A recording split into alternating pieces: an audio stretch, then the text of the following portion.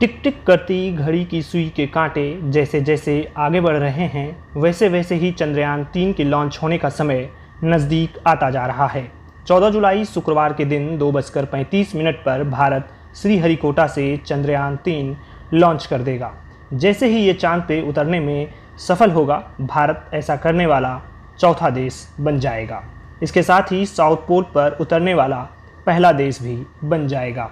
इससे पहले 2019 में भी मिशन चंद्रयान 2 के जरिए भारत ने चंद्रमा के साउथ पोल पर उतरने की कोशिश की थी, लेकिन तब चंद्रमा की सतह से कुछ दूरी पर लैंडर विक्रम से संपर्क टूट गया और वह चंद्रमा की सतह पर सॉफ्ट लैंडिंग करने में असफल रहा। एक तरफ जहां चंद्रयान 3 को लेकर हमारे मन में खुशी है, तो वहीं दूसरी तरफ पिछली घटना को लेकर डर भी है। तो ऐसे में आपके मन में भी सवाल आ रहा होगा कि आखिर चंद्रयान 3 कितना सफल है। तो चलिए इसके बारे में आपको बता देते हैं। इसरो ने बताया है कि उसने दूसरे मिशन की गलतियों से सबक लिया है। यही कारण है कि उसने कई तरह के बदलाव किए हैं। पहले चरण से लेकर बाद के चरणों तक ये बदलाव मिशन की सफलता को पक्का करेंगे। लैंडर विक्रम में कई तरह के बदलाव हुए हैं, जैसे उसके पैरों को ज़्यादा मजबूत किया गया है, नए सेंसर लगाए गए हैं, सोलर पैनल से उसे लैस किया गया है।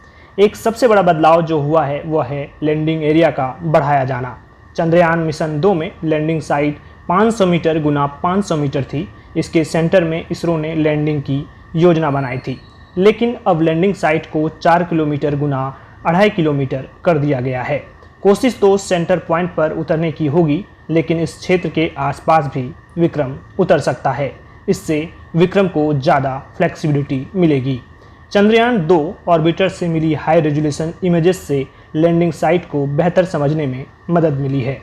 पिछली बार यह गलती हो गई थी कि इसरो ने लैंडिंग से पहले लैंडिंग एरिया की इमेज को लेकर प्लान कर लिया था, फिर इसके बाद की कक्षा में लैंडिंग की कोशिश की गई थी।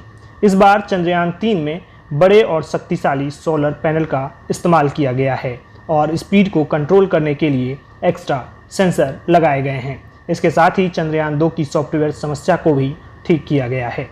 चंद्रयान 3 के लैंडर विक्रम की सॉफ्ट लैंडिंग के लिए इसरो की तैयारी फुल प्रूफ है। गलती की किसी भी गुंजाइश को इस बार खत्म कर दिया गया है।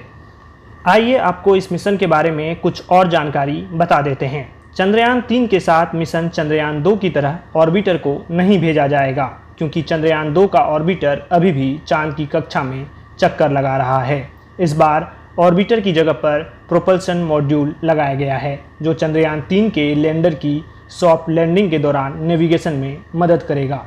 चंद्रयान 3 मिशन में मॉड्यूल के 3 हिस्से हैं। पहला प्रोपल्शन मॉड्यूल, जो कि स्पेसशिप को उड़ाने वाला हिस्सा होता है। दूसरा लैंडर मॉड्यूल, जो स्पेसशिप को चंद्रमा में उतारने वाला हिस्सा है। वहीं तीसरा रोवर, ये चंद्रमा का डेटा जुटाने वाला हिस्सा होता है।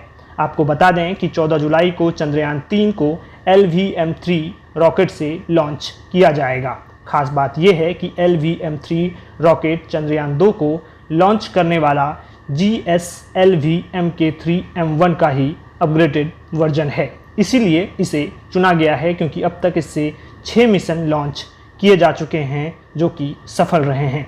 LVM-3 रॉकेट चंद्रयान को पृथ्वी की कक्षा में स्थापित करेगा। पृथ्वी की ऑर्बिट में पहुंचने के बाद चंद्रयान धीरे धीरे पृथ्वी की कक्षा से दूर हो जाएगा। इसके बाद चंद्रयान 3 पृथ्वी की कक्षा से निकलकर चंद्रमा की कक्षा में दाखिल हो जाएगा।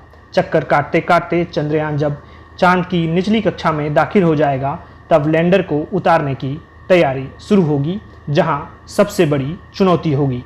चंद्रयान 3 जिस साउथ पोल पर उतरेगा, वहां और भी जोखिम है। दोस्तों, कैसी लगी आपको ये जानकारी कमेंट बॉक्स में ज़रूर बताइए। वीडियो को लाइक कीजिए और हमारे चैनल को सब्सक्राइब कर दीजिए।